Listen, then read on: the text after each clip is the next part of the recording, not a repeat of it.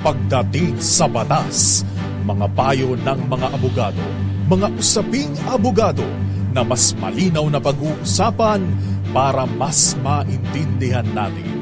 Kumpanyera ng Bayan, si Attorney Rina Seco at ang Panyera ng Bayan, si Attorney Cam Cheryl Adami Molina. Dos Kumpanieras sa DZRH Radio, DZRH TV at DZRH Online. Bago mo kasuhan, bago ka pumirma, bago ka makipagkasundo, makinig muna sa Dos Kumpanieras. Dos Kumpanieras. Magandang gabi Pilipinas, ito po ang programang Dos Kumpanieras at kami po ang mga panyera ng bayan. Ako pa si Attorney Rina Seco. Attorney Cam Cheryl Adami Molina. Tuloy-tuloy sa pagbabalita. Tuloy-tuloy sa serbisyo. Sama-sama tayo, Pilipino. Dos Kumpanieras. Medyo mas lumiwanag ba ngayon? Kasi parang nakakasilaw. Nasisilaw ako sa kagandahan mga Attorney Cam. Magandang gabi po sa inyong lahat. It's Friday once more. It's 6:44 in the evening. Pagkakasyahin po natin ang oras na natitira sa ating mga inihandang mga questions and of course yung mga katanungan ninyo. Kaya samahan niyo po kami hanggang 7:30 ng gabi. Ayan, Attorney Cam, magiging maganda ang ating talakayan. Samahan niyo po kami habang sinasamahan namin kayo. Habang kayo ay nata-traffic dahil napaka-traffic ngayon, Attorney Cam, nagsisiuwian ang ating mga kababayan because it's a very long weekend. Some of our employees nag-take na ng leave on the 31st, tsaka ng Attorney Cam, medyo mahaba-haba hanggang yung atres. Kasi yung ADOS, holiday din ba, Attorney Cam? Nako, not so sure pa. Holiday parang ba holiday to? ang ADOS, di ba? Parang ganon. So, yan. Mahaba-haba po itong weekend sa mga nagsisiuwian, lalo na yung mga nagda-drive, no? Kayo po ay mag-iingat. Of course, yung blow bagets, na alam na natin yan, na dapat na pinaghahandaan, bahagi ng ating pag-iingat. Dos Kumpanieras. Hindi po importante ang speed, ang importante po makarating tayo sa ating pupuntahan, na tayo ay ligtas in one piece, walang injury. Ayan, so mag-iingat po tayo. Anyway, samahan niyo po kami hanggang 7:30 dahil kung kahapon, Attorney Cam, tinalakay natin ang tungkol sa OLA, online lending app. Online lending app, no? Patungkol sa utang. Ito, yung kahapon specific lang sa ating mga online lending app, no? Yung mga nabiktima ng OLA na mga scammers, no? Ngayon, pag-uusapan naman natin, hanggang kailan ba maaring singilin ang utang? Yan. So, take note po sa mga may pautang, gayon din, no? Sa mga nakautang, lalo na kung medyo may katagalan na, 19 forgotten pa, Attorney Cam. So baka po may matutunan kayo at makabenefit tayo sa ating talakayan tonight. Dos Kumpanieras. Uy, may nag-comment. Oo nga, additional special non-working holidays in November 2. Kaya talagang long weekend. Pati yung mga estudyante panyera, November 6 na ang balik. November 6 na ang balik. Yung November 6 ay birthday ni Nanay Flory. First birthday na hindi namin siya kasama. At first birthday din ng inyong pangalawa mong baby. Ayan. So happy birthday. Second birthday. So happy birthday po sa lahat ng magsa-celebrate ng kanilang kaarawan. Nanay, kung nasaan ka man. Happy birthday, happy Nanay. birthday sa'yo. Yan, magkasama na sila ni tatay. At syempre, birthday din ni Tita Sita. But, kahapon nag-birthday si Carly Acelo. Pero ngayon, Attorney Cam, ang tatalakay natin ay tungkol sa utang. So megway pa ako. Kasi nabanggit natin, di ba, kahapon yung mga imbis na umuutang sa mga OLA, pwede naman pala umutang sa mga kaibigan. Basta hindi ka lang balasubas tsaka balahura. Pero ngayon, maari po itong makover yung mga OLA, maari din pong makover yung utang sa kaibigan, maari din makover yung utang sa bangko o sa isang, yung lending firm. At saka yung mga financial institution. O kaya naman sa inyong office. Diba? Kasi may mga nagpapautang din sa opisina. In fact, mas madaling umutang sa opisina, kaya lang mas kokonti dahil hanggang, if I'm not mistaken, yung iba hanggang 2 months, yung iba hanggang 1 month lang na equivalent na salary. Pero ang maganda sa opisina, syempre, walang interest. Saka usually, may fixed lang na, ganito lang, maliit lang ang tatanggalin sa sahod mo. So, hindi siya mabigat bayaran. Halos hindi mo nararamdaman. In fact, yung bawas sa sweldo mo ay parang ilang araw mo lang na pagkakape. Ayan. Dos Compañeras. Grabe naman yung pagkakape. Mahal yata magkape yan, ha? Oo nga, kasi ang mga kababayan natin, hindi ko rin matake, nagkakape Attorney Cam, 200, 300. Ay. O, diba? Ano yan, status symbol eh. Status symbol, pero ako, ginaya ko yan Attorney Cam. Once lang. At twice pala. Ako nakakatikim ako niya pag may nanlilibre sa akin. Si Sir Santi Elizalde. Dating syempre, bossing. spoiled tayo dyan. Although, na-try ko na yung tag 400 plus na coffee at 400 Meron plus ba? dollars na coffee, Attorney Cam. Naku po.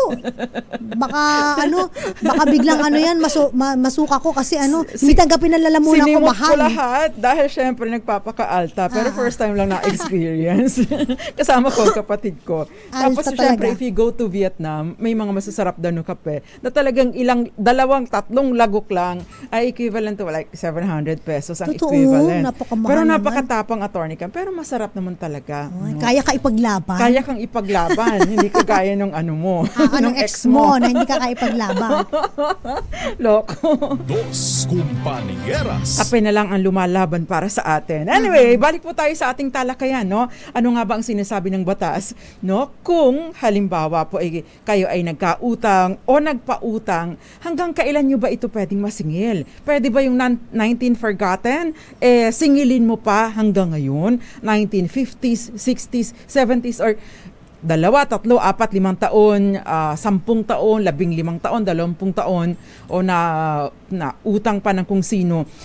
Hindi mo na nakikilala yung tao sa personal, pero natatandaan mo pa yung pagkakautang niya. So, maaari mo pa ba yung singilin? Dos Compañeras. Ang sinasabi po ng Article 1144, madaling tandaan, Attorney Cam. Oo. Na kapag, dalawa po kasi ang sitwasyon, yung nasusulat at saka hindi na isusulat. No? Yung nasusulat, ang sinasabi po ng Article 1144, meron kayong 10 taon para singilin, no?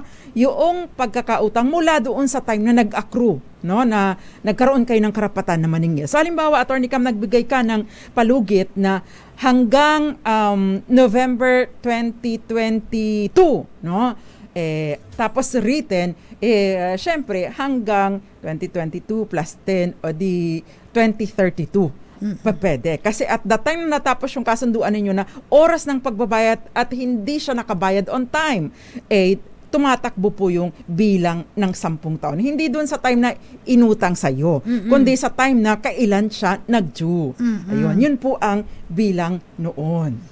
Dos Compañeras. So, halimbawa, Panyera, meron kayong promissory. Ako po, si Cheryl Adaming Molina, may utang kay Atty. Rina Seco na 100,000 piso at babayaran ko ito after 6 months ng buo.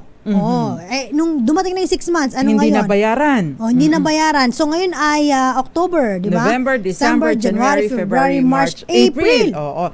Ang count na, April, yung sunod na count na yung magka-count na yung 10 taon. Pero, ano naman ang sinasabi ng batas kung usapang laway lang o laway lang yung kasunduan. Verbal. Verbal. Isinulat sa tubig. Ayan. Ang sinasabi naman po ng kasunod na article ng ating civil code 6 na taon kapag hindi ito nasusulat. No, anong ibig sabihin nito? Ibig pa sabihin Attorney Cam lumagpas na yung 6 na taon. Ibig pa sabihin hindi na ako makakasingil. Pwede kang sumingil kung babayaran ka, well and good. Kung hindi ka na babayaran, sorry ka na lang. Hindi ka na makakatakbo sa korte. Hindi ka na pwedeng pumunta. Ay, lalo na ngayon, may small claims case, no? Small claims court na hindi mo na sana kailangan ng abogado. Konti na lang yung gastos mo. Pero hindi ka pa rin makapagpasaklolo. Bakit? Kasi nag-prescribe na po, lagpas na po ng 6 na taon simula nang nagkaroon ako ng karapatan para maningil. Dos Compañeras. So yan po ang tinatalakay natin tonight. Yung basic lang, kapag ka-written, 10 taon. Kapag ka-verbal, oral o hindi nasusulat ang kasunduan, syempre 6 na taon lang. At ang usapan po ng interest, hindi maaaring singilin o ipataw kahit pa kayo ay nagkasundo kung hindi ito nasusulat. Dos Kumpanya. Kaya naman, kayo po ay sumali na sa ating talakayan tonight sa pamamagitan ng pagtatanong kung may mga questions kayo or sumali din sa ating DZRH Malakas Promo. Siyempre sa ating DZRH Malakas Promo, ang tanong po, ilang taon maaaring singilin ang utang kung hindi nasusulat ang kasunduan? Yon, nasabi na namin. Kung nakikinig kayo, ang dali lang yan. Puntahan po ang DZRH Dos Compañeras Facebook page, EPM lamang po kami at mamaya pipili po kami ng dalawang mananalo ng 2 winners ng 500 pesos. Baka masabi ko 2,000 ako, baka magano ako, magbigla akong abono. Dalawang winners po ng 500. Pagkatapos dahil na-announce mo na, you are stooped from claiming otherwise. Ginamitan na ng batas. Pero, pagkatapos, may utang sa akin si Attorney Cam. Naku po, aray ko. Ay, kaya lang hindi nasulat. So hanggang 6 years ka lang pupunta. Magkapasok lolo sa korte. Pero Manyara, dahil na-announce na rin natin, i-announce na rin natin na number 1 uli yung DZRH sa atin. Yes, congratulations! Number 1 po ulit sa Kantar Survey, Mega Manila and Metro Manila. Oo, dalawa. Yes. Congratulations to us! Salamat po sa palagiang pagtutok ninyo at walang sawang pag-suporta po sa aming himpilan. Naaamoy bonus mo na ba, Attorney Cam? Magpapasko eh. Meron mo tayong 13 month talaga eh. Dos Kumpanya. Anyway, magbabalik pa ang programang Dos Compañeras. Magandang gabi muna. Jocelyn Endrina, Celine, SZR, gayon din si Christian Carlo Villarasa, Celine, Pancho Sabordo Jr., Rohit, at maraming iba pa. Attorney Cam, sorry, hindi pa ako nakabuka sa aking Facebook. Magandang gabi rin po kay Jerry Magaysay, Benjamin Lee Merville, at ganun din po Emma Samiliano, Maria Soto, Ruda Riva ng Romblon. Nakikinig daw sa, tama ba to?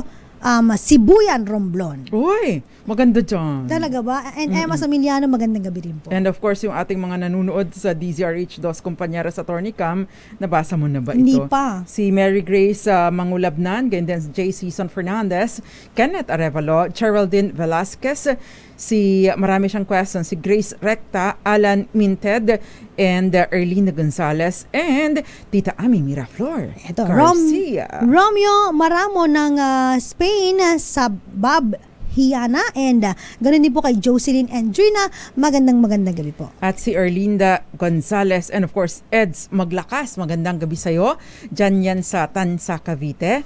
At of course, mga taga Marinduque, IBP Marinduque, at ang IBP Pasay, gayon din, Attorney Cam, yung mga kamag-anak dyan ni Nanay Flory sa Bikas-Bikas at dyan sa ano ba yun? Nakalimutan ko. Kuya, ano na nga ba lugar nyo? Yan, sa Torrijos, yan. And of course, mga Seco at lahat na lang dyan sa Bagtingon, Buenavista, Marinduque. And unahan na kita ng pagbati. Mama Jovita, Adami, magandang gabi sa'yo. Dos Compañeras. Magbabalik pa ang programang Dos Compañeras. Ilan po muna mga paalala. Nakakasama po ninyo ang mga panyera ng bayan. Ako pa si Attorney Rina Seco. Attorney Cam, Cheryl Adami Molina. At kami po ang Dos Dos Compañeras. Compañeras.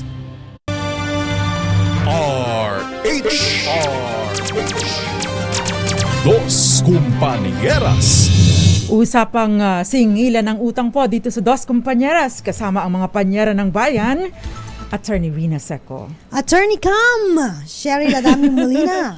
Talagang emphasize. Ganon. Ayan. May gigil. Kagaya ng mga naniningil ng pautang. May gigil. Magbayad ka. Magbabayad ka o magbabayad ka? Hindi, ako yung umutang. Ako yung galit eh. Kasi minsan yung mga umutang, yung pa yung may galit eh. Oo. May gigil eh, di ba? Ikaw na nagpautang, nahihiya ka pa eh. Nahihiya kang maningil. Parang si Attorney Rina Seco, nahihiya yan eh. Ako yung umutang, galit ako, hindi ako magpapasingil. Kaya ako naluloko, hindi ako marunong maningil. Anyway, magandang gabi po, Art Pax, ganyan din Pancho Sabordo. 10 years daw ang sagot niya. 10 years pwede singilin. Ito po ay basta may sulat, no? Norman Susada, magandang gabi po dyan sa San Luis, Aurora. And syempre, Attorney Cam, Silo Ningning Balubar. Sabi niyo, good evening mga favorite attorneys. Hindi ako nakahabol kagabi. Love. Pero ang importante, nandyan ka ngayon. Magandang gabi din po, Leo Cervantes Javares and Emma Samiliano Vanji. at gayon din si Abigail Enriquez at Magdalena Martin. Si Attorney Cam, no, kanina binanggit na natin kapag nasusulat ang kasunduan ng pautang ay 10 taon. Kapag hindi nasusulat, 6 na taon. Pero may question dito, Attorney Cam, no? Magtutuloy-tuloy na ako tapos sundan mo na lang. May question kasi dito nasaan na ba yung question niya? May question dito, Attorney Cam, nasaan na yun? Wait saglit ha. Hinahanap ko yung medyo may kahabaan na question, yung tungkol sa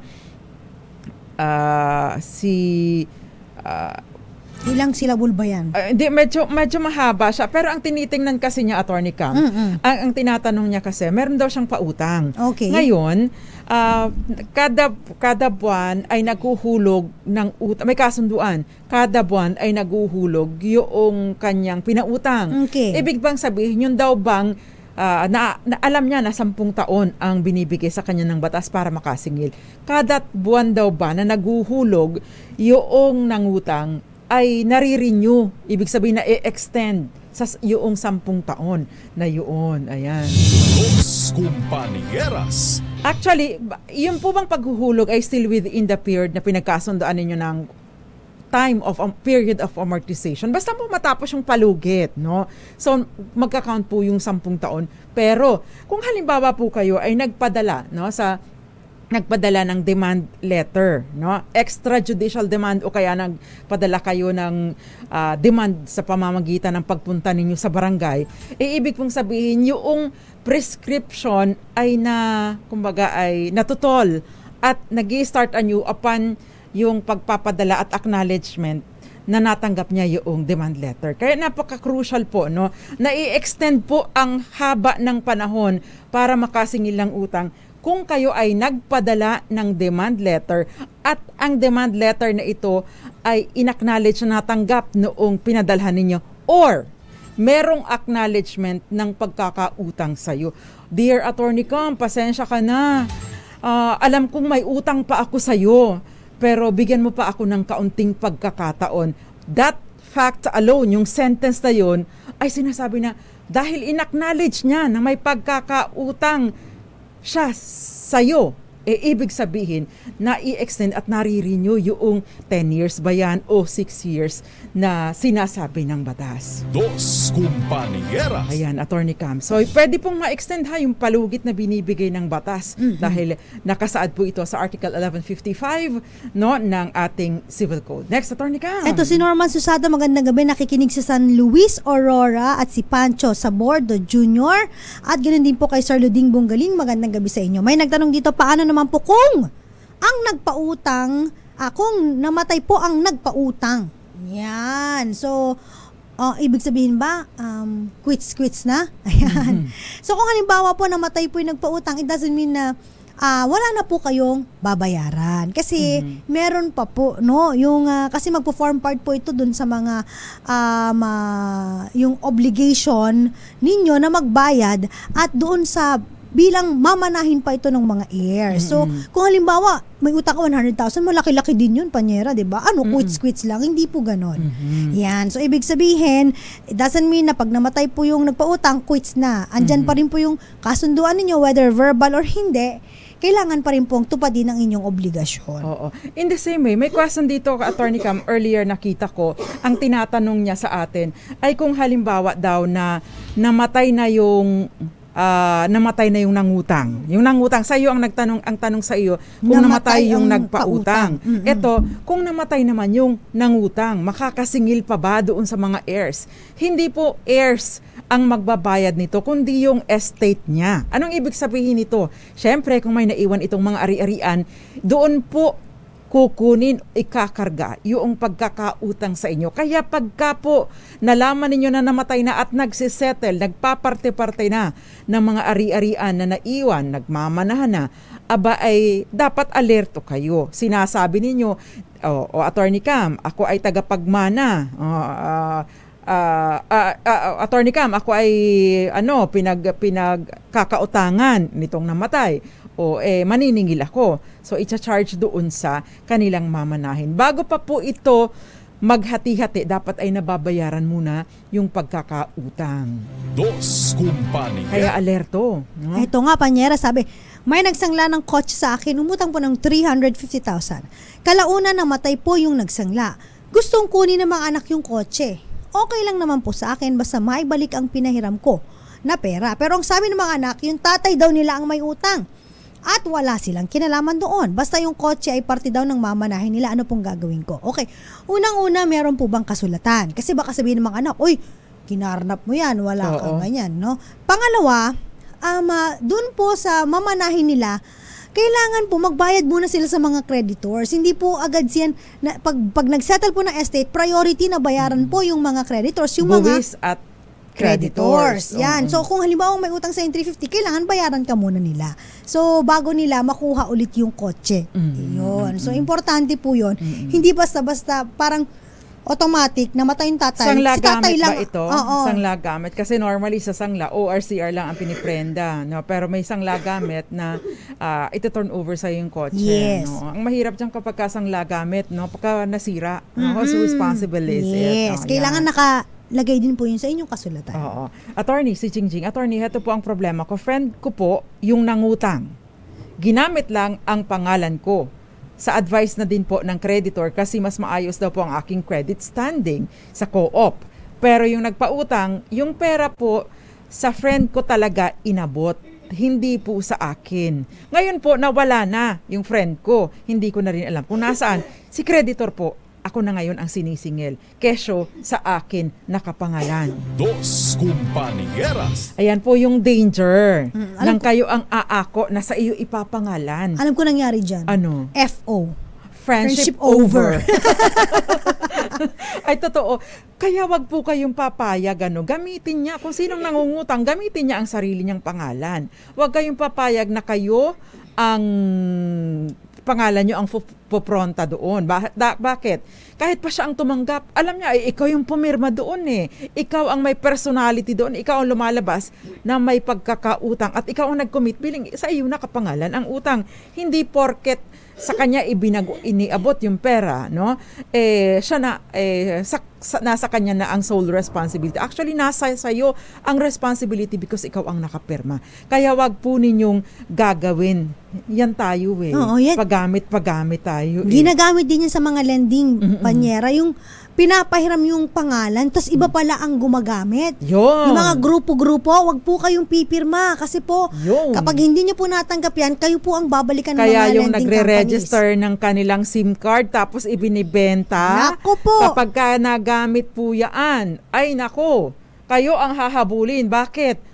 May linaw po, ito po ang rehistro, nakalagay po kay Rina Seco. Di ba? Nagkautang ka nang wala kang kamalayan. Ang tanging ginawa mo lang, nirehistro mo yung SIM card mo, nakapangalan sa'yo, ibininta mo para sa halagang how much? 500 piso? Kawawa ka. Dos Kumpanieras. Ayan, ako na ba? O ikaw? Nagkakawalaan tayo. Hindi, ako yung nagtanong. Ako nga pala sabi FO. Sabi nito, may nanghiram po sa amin ng pera dahil kaibigan, tiwala naman po kami. Kaso nagulat kami dahil binigyan po kami ng fake na ORCR. Ay, ano po ang patay maaari tayo namin dyan. gawin? Uy, pag may panloloko ko pong kasama, estafa po yan, ha? Tsaka yung falsification ng pamimeke ng ORCR, falsification of document. Naku, wag nyo pong gagawin yan. Kasi ang nag-i-issue lang po ng ORCR dapat ay ang mga LTO. Yes. So, kapag kayo po ay nagpagawa sa recto or sa ibang University, that's estafa. So, iba pa yung issue ng falsification of document. So, yan ang danger, ha? Kaya kapag halimbawa magpiprenda po kayo ng mga kotse, ORCR, wag pong gagawing pekein yung mga ORCR. Ayan. Dos Kumpanieras. Okay, Attorney Cam, kung gusto mong uminom ng tubig, okay lang. Para ma-relieve. Parang may nakakaalala sa akin, ha? Oo nga, puntanan nyo si Attorney Cam. Oo. Mga nangutang sa akin, charot. Ayan, pumunta kayo dito. Dito kayo magbayad. Anyway, Attorney Cam, may question dito. Si Dennis, pwede ba ako singilin at ipahiya nung inutangan ng kakilala ko? Samantalang co-maker lang naman po ang pinirmahan ko. Dos Kumpanieras. Ayan na naman tayo pumipirma nang hindi alam ang implikasyon. Alam nyo kung bakit? Kapag ka po co-maker kayo, no? Kapag ka po co-maker ang inyong arrangement, ibig sabihin, inaako po ninyo ang responsibilidad sa pagbabayad ng utang nang dapat sana ay totoong may utang. At sa ganito pong sitwasyon, co-maker, co-borrower, or co-debtor, tandaan po yung mga ganyang mga terminolohiya. Co-maker, co-borrower, co-debtor, ibig pong sabihin, nangangako kayo, nagkukumit kayo na pwede mo akong singilin anytime, na kapag kadyo na, pwedeng ako ang magbayad kahit hindi mo nahanapin yung totoong may utang sa'yo, ako na lang. Ganon ang pangako ninyo, no? Hindi po yan yung tipong pag namatay saka ka lang sisingilin. Hindi. Pwedeng dumirekta sa'yo kahit hindi na niya. Paano kung mas angat ka nga? Dahil, may pera yan si Attorney Cam. Diyan na lang tayo dumiretso. Huwag na natin puntahan yan sa ABCDEFG. Total naman si Attorney Cam, madaling hanapin. Mapapahiya pa yan kasi may nag-aabang sa kanya ng naniningil ng utang.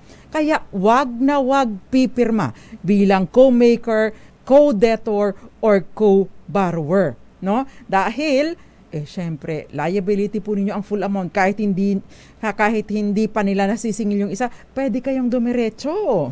Dos Kumpanya. Or pwede kayong direktang singilin. Ayan. Next, Attorney Cam, before we pause for commercial. Ito, may question dito. Bitinin natin sila. Sabi dito, paano naman po kung halimbawa may isinangla tapos umutang sa akin? Pwede ko bang ipahatak yung collateral niya pero wala po kaming kasunduan? Yan ang sagutin natin mamaya. Pero sagutin niyo muna yung ating malakas online promo. Ilang taon maaaring singilin ang utang kung hindi nasusulat ang kasunduan? Yes, i-message po sa DZRH Dos Compañeros with a screenshot of your proof na kayo ay follower at liker ng Dos Compañeros, and of course na nakashare ang ating page sa ating live tonight. Lalaine Paloma, sabi niya, SD, share done. Oshkerita Hamias Recta, and of course Ma'am Grace Recta. Zian Kevin Roy, Abigail Enriquez, Magdalena Martin, at Ngoyong Montes, Maria Lily Matawaran, patawad po, Romeo Jr. Pacheco Opena, at lahat ang Tigelo family. At sumasagot siya, doon po i-message na po kami doon sa DZRH Dos Compañera. Romeo Maramo and Diego San Simon, Lorenzo, nabasa mo na ba yun? Okay. Magandang gabi po sa inyo. And of course, Jose Ibanez Jr. at Peter Albia. At magbabalik pa ang programang Dos Compañeras. Ilan po muna mga paalala. Nakakasama pa rin po ninyo ang mga panyera ng bayan. Ako pa si Attorney Rina Seco. Attorney Cam, Cheryl Adaming Molina. At kami po ang Dos Compañeras. Dos Compañeras. Dos Compañeras po. Kasama pa rin ang mga panyera ng bayan. Ako pa si Attorney Rina Seco. Attorney Cam po, Cheryl Adaming Molina. At before natin sagutan yung ibiniti nating question kanina, Attorney Cam, happy 40th birthday tomorrow kay Edinel Maglakas Salazar. Kapatid mo ba ito, Eds Maglakas? Happy birthday sa'yo, Edinel Maglakas Salazar. Diyan sa, saan ba ito? Kaigangan, Buenavista, Marinduque. At happy long weekend, Marcelo M. Dennis Bonwaga, diyan sa Tarlac City, na maulan daw doon sa kanila, Attorney Cam. Ayan. Next, Attorney Cam. Ito na, yung question natin kanina, kung pwede ba na yung isinangla ay maaaring ipahatak kung wala naman po kaming kasulatan. So, ang sagot po dyan, hindi mo pwedeng mapahatak yung, for example, motor o kaya kotse na umutang sa'yo. Hindi nakasulat yun sa inyong kasulatan. At saka nakasaad po sa Republic Act 11057, yung Personal Property Act na tinatawag natin, na para magkaroon po ng security interest sa isang ari-arian na ginawang collateral, kailangan nakapaloob po ito sa isang written contract. O dapat nakasulat po. Oo, kaya dapat lagi nasusulat, no? Para po secured ang ating mga karapatan. Dos Compañeras. Thank you, Attorney Cam. Ito naman, Attorney Cam, yung question si Pia. Sabi niya, Attorney, paano naman po ang proseso kung mahigit 1 milyon ang sisingilin? Hindi na po ito small claims. Pareho lang po ang proseso, magsasampa po kayo ng kaso. Una, syempre, magpadala po kayo ng demand letter. No? Kung kayo ay same barangay, edi mag-same barangay na din kayo. Baka makatulong pa yun. Pero kung hindi, collection ng sum of money na po ito. Hindi po ito pasok sa small claims na ang sinasaklaw lang ay 1 million pesos and below. Yan, sa small claims po kayo. Hindi po kayo pasok sa small claims dahil lagpas kayo sa 1 milyon. Attorney Cam, next. Eto, pwede po ba na, speak of sangla, pwede po ba isangla yung biyanan? Hindi po. Kayo talaga, bad yun. Kasi kahit kaaway nyo yan, kayo, hindi po nasasangla ang mga tao. Oo. Hindi, parang joke lang naman to. Pati yung asawa mo, hindi mo pwedeng isanla. Baka wala na yung value, Attorney Cam.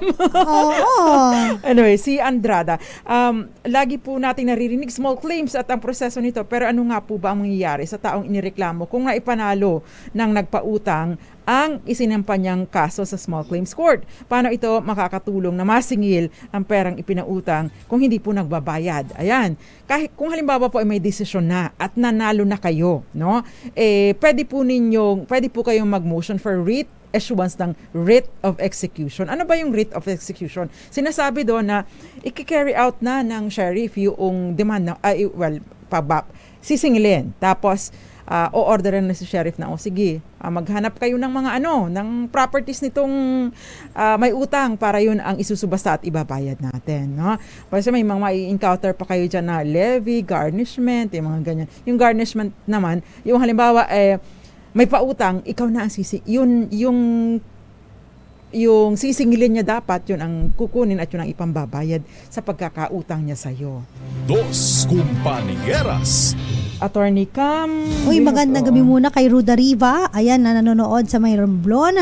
At ganun din po kay, sabi niya, Luningning Balubar. Good evening mga favorite attorneys. Hindi ako nakahabol kagabi. Love. Thank you very much. Love. Yes, din. Leo Havares. Good evening po. And Glory Jen Eligue. Magandang gabi po. At syempre si Jocelyn Endrina and Ronald Bascos Rabino. Maraming iba pang nanonood sa atin, Attorney Cam. Mga taga... nadaan ako kasi minsan dyan sa Skyway. Nanonood ng replay ng Dos Compañeras. Ay, talaga, thank you so sa much. Facebook. Thank you very much. Dos Compañeras. Although sabi ni Miss Karen yung ayaks, ang tanda na Facebook. Lorenzo Takeban. Meta. Magandang gabi po. Yes. And syempre, yung mga iba pang nag-message sa atin, Melvin Letrodo, marunong tumapad sa sinumpang salaysay. Ibang usapin po yan, pero ito po, may mga episodes po tayo dyan sa Barangay sa Katipunan, Santa Fe, Leyte, yung mga ganyan. Raymond Botalon, magandang gabi din po sa inyo. Diego San Simon, magandang gabi. And Romeo Maramo, thank you. Evitz Sarmiento Escueta, Lelaine Paloma, and Josefina Fajardo. Maraming salamat po sa inyo. Dahil malakasan ka kung makinig sa DZRH, malakas ka sa amin. Itoto nyo na ng malakasan ang panonood online sa DZRH News Facebook page at masasagot ng tama ang aming katanungan. Instant mananalo ka ng malakasang 500 pesos sa DZRH Malakas promo. Hatid sa atin ang kauna-unang radyo sa Pilipinas, DZRH. Una sa Pilipinas, una sa Pilipino. Sa katanungan na ilang taon maaaring singilin ng utang kung hindi nasusulat ang kasunduan, ang tamang sagot po ay 6 na taon. 6 na taon. Congratulations sa first winner natin, Attorney Cam. Ay, walang iba kundi si Mary Lily Matawaran. Congratulations sa iyo. At next winner natin, Attorney Cam June Binauro Mendoza. Congratulations. Ayan, si Attorney Cam po ang magpapadala ng inyong mga premyo. Ipahabol ko lang na question ito, Attorney Cam. Collector po sa isang lending company, hindi naman po siya OLA. Totoo po bang hindi tumatanggap ng settlement ang barangay paggaling sa mga lending companies? Yun po ba ang sinasabi ng, yun po kasi ang sinasabi ng barangay, yun po ang katwiran ng utang. Kasi po, kapag ka ang nagkokontrahan, Attorney Cam, ay kumpanya at ang isang tao, wala pong jurisdiction ang barangay. Pero pwede naman po kayo magpa-assist para ma-send o ma-serve ang notice. At saka ang pinakamaganda po rito sa mga lending companies, pwede po kayong mag-request sa barangay na huwag bigyan ng mga clearance. Kasi pag mga ganyan panyera, nanghihingi sa ng clearance for loan purposes. Para naman yung mga ibang mga lending companies, hindi rin sila mabigyan at maabisuhan na itong mga to pala hindi nagbabayad. Yes. Last na lang, si Geraldine, paano kapag 5,000 po ang nautang at mukhang wala na pong balak bayaran? Blinak na po ako sa Facebook at Messenger. Tapos, tumutubo po yung utang nila na ako ang na-guarantor kaya kami po ang naiipit. Pwede po ba ako mag-file ng kaso? Eh, ang tanong dyan, kung mag-file ka ng kaso, no, Geraldine, sa halagang 5,000 piso, is it worth the hassle? Baka kasi maubos lang yung oras mo, yung kababiyahe, dagdag pa sa pera na mawawala sa'yo. Pero wag mo pong sisiraan sa social media. Charge mo na lang sa experience, lesson learned, kumbaga. Yan. Mas maganda, kung ito ay guarantor, dapat hanapin muna yung may pagkakautang. Pero kung ito ay pero nawala na kaya maari ka magkaroon ng liability. Dos Compañeras. Magsama-sama po ulit. Wala tayo sa Monday. Yes. Oo, paalala lang po, wala po kami ano ba yun? Announcement po. Wala po kami sa Monday to give way sa ating coverage ng halalan. Magbabalik po tayo after hindi ko alam kung anong araw. Nakasama po ninyo, happy weekend everyone. Nakasama po ninyo ang mga panyera ng bayan. Ako pa si Attorney Rina Seco. Attorney Cam, Cherry Ladamin Molina. And of course, tuloy-tuloy sa pagbabalita. Tuloy-tuloy sa serbisyo, sama-sama tayo Pilipino. Antabayanan po ang susunod na programa, ang programang Lunas. Dos Compañeras.